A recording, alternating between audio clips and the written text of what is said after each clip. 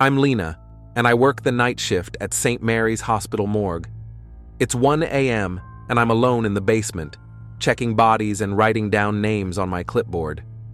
The room's cold, with a clean, sharp smell, and the only sounds are the hum of the fridge drawers and the buzz of the lights. No one else is here, and the security guard's upstairs, probably asleep. My phone's on the counter, but the signal's bad down here. I'm writing when I hear a thump from drawer 12, like something bumped inside. I stop, thinking it's just the fridge unit settling. This old morgue makes noises sometimes. I keep working, but the thump comes again, louder, like a knock. My heart beats faster. I check my list. All the bodies are checked. All dead. Drawer 12 has a man, John Doe, who died yesterday. I try to ignore it, but the thumping gets steady, like someone's tapping inside. I grab my flashlight and walk to drawer 12, my hands shaky.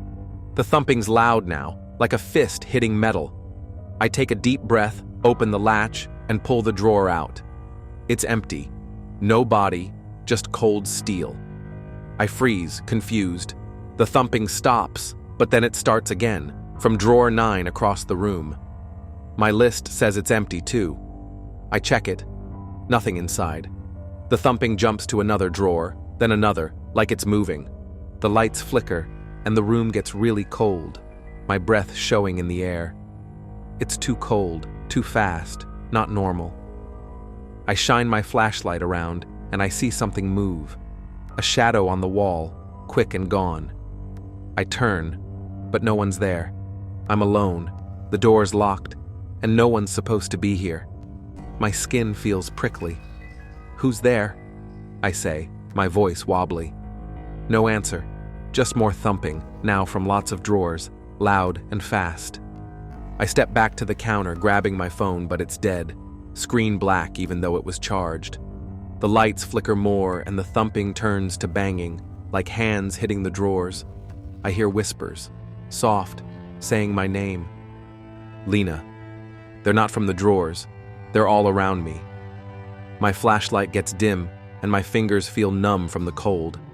The banging stops, and the quiet feels worse, like something's watching. The lights go out, and it's completely dark. My flashlight's weak, barely showing the floor. I hear footsteps, slow and wet, like someone walking barefoot circling me. I swing my light, catching a shadow, tall, skinny, with no face, just dark spots for eyes. It's gone when I look again, but the air's freezing, smelling like something rotten, not clean anymore. The whispers get louder. "Stay, Lena." I run to the door, but it's locked, the handle stuck tight. The footsteps get closer, and the drawers shake, like something's trying to get out. I bang on the door, yelling, but the basement's deep. No one upstairs can hear me. The whispers keep saying my name, loud in my head, and I feel a cold touch on my shoulder, like icy fingers. I swing my flashlight, but it goes out, and I'm in the dark, except for a faint glow from the vending machine. In that light, I see them, shadows, more than one, moving around me. They're tall, with long arms and no faces, just black holes. The drawers open by themselves, creaking, empty, but shaking. The whispers say, "You're ours," and I feel cold hands grab my arms, pulling me. I scream, dropping my clipboard, but the sound gets lost in their voices. The last thing I see is their eyeless faces, right in front of me, the cold burning my skin. The next morning, the day shift found the morgue quiet, drawers shut, my clipboard on the floor. The cameras showed static from 1 a.m., and my phone was dead on the counter. The records were fine, no John Doe listed. My badge had one word scratched on it: Lena. I was gone, no sign of me. The staff says at night, the drawers thump, and whispers call a name, mine.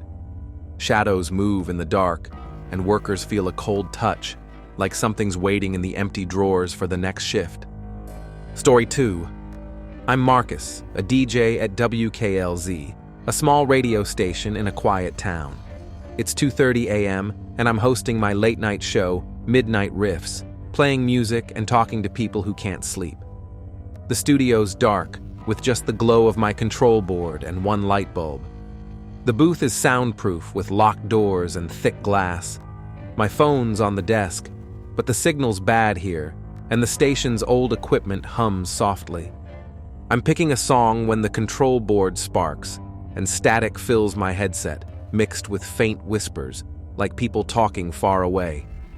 I think it's a prank and laugh, saying, "Nice one, guys," on air.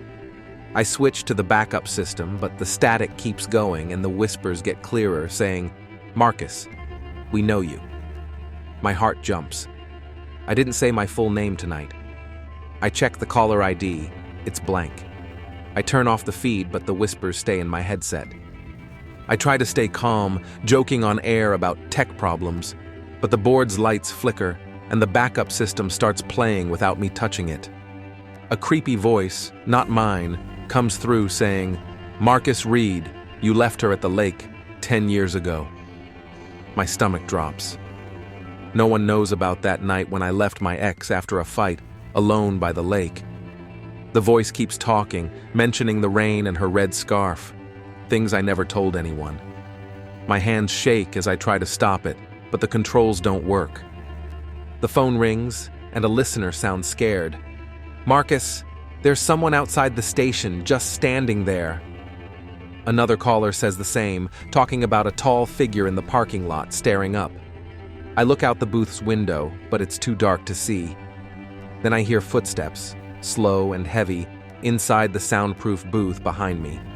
I turn, but no one's there, just my scared face in the glass. The doors are locked and I'm alone. My throat feels tight. I grab my phone to call for help, but it's dead, screen black even though it was charged. The whispers come through the speakers now, not just my headset, saying my name, Marcus. The footsteps get closer and I feel cold, like someone's right behind me. I tell Jen and Mike, my co-workers, but they're half asleep and don't care. The listeners keep calling, saying the figure's still outside with no face, just dark holes for eyes. The lights flicker, and the air smells like burnt wires and something bad, like spoiled food. The footsteps stop, and the whispers get louder. "You can't hide, Marcus." I hear a knock on the booth's glass, slow and loud. I turn, and my flashlight shows a shadow, tall, skinny, with no face, just black spots where eyes should be. It's inside the booth, not outside. I scream, but the whispers drown it out, chanting my name. The control board plays a song I didn't pick, one I played with her at the lake, slow and creepy. The voice cuts in. "She's here, Marcus." I grab a screwdriver from the desk, holding it like a weapon, and check the door. It's locked, but the handle's freezing. The listener's calls stop, and the phone's dead. The whispers say, "Join us, Marcus," and the air gets colder, heavier, like I'm underwater. The lights go out, and the booth's dark, except for the control board's glow. The monitor shows my face, but there's a shadow behind me, reaching out. I swing the screwdriver, but it hits nothing, like the shadow's not real.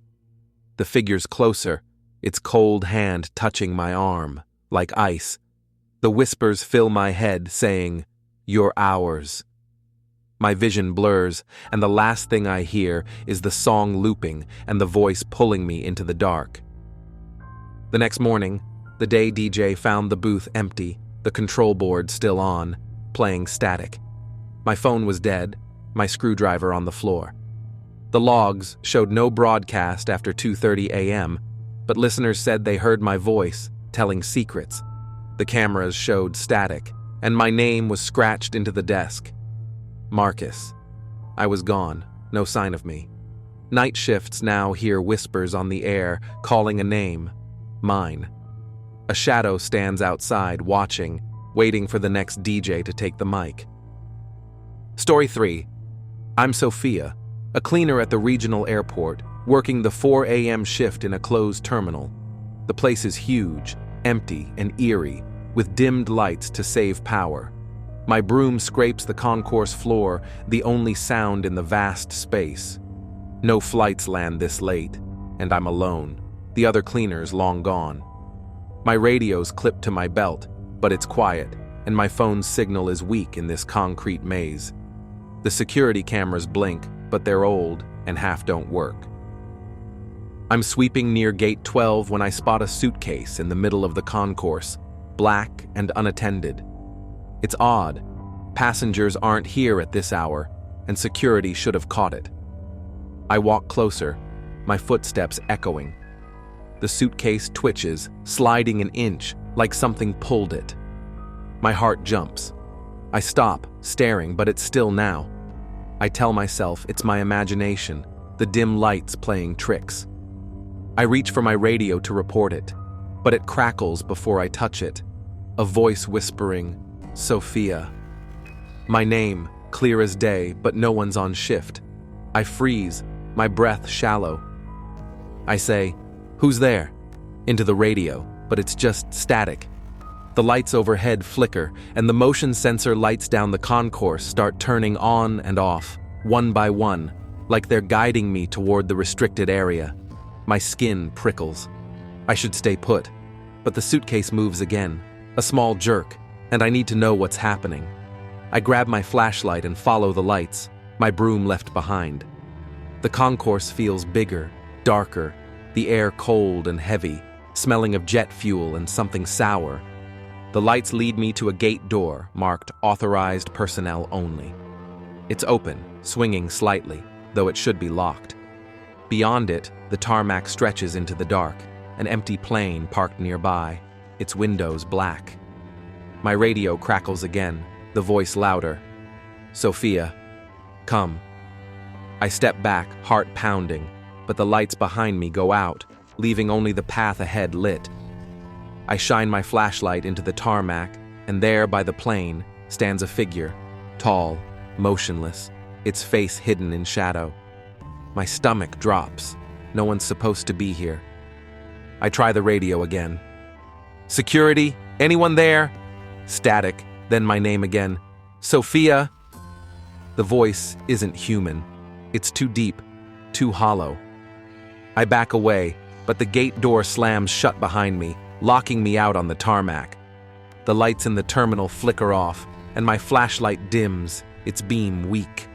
The figure hasn't moved, but I feel its gaze, heavy and cold. The air smells worse now, like rot, and the wind carries whispers, saying my name over and over. I turn to run, but the tarmac's dark, and my flashlight catches more shapes. Shadows, tall and thin, gliding around the plane. Their faces are blank, just dark holes where eyes should be. My radio crackles, the voice chanting, "Stay, Sophia." I bang on the gate door, but it's stuck, and the security panel's dead. My phone's black, no signal, no power.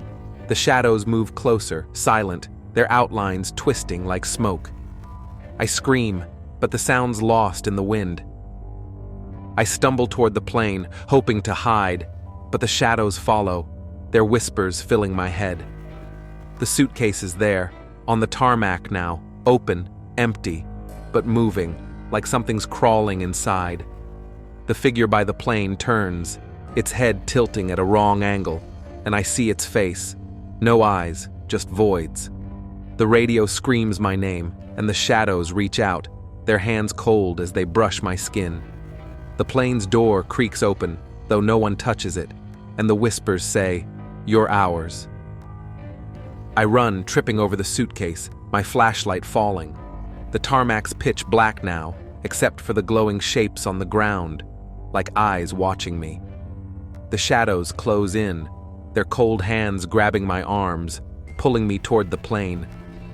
My screams fade, swallowed by their chant, and the last thing I feel is the icy grip, dragging me into the dark. Morning came, and the day crew found the terminal empty, my broom by gate 12. The suitcase was gone, the cameras showing static from 4 a.m. My radio was on the tarmac, playing static with faint whispers. My name was scratched into the gate door, Sophia.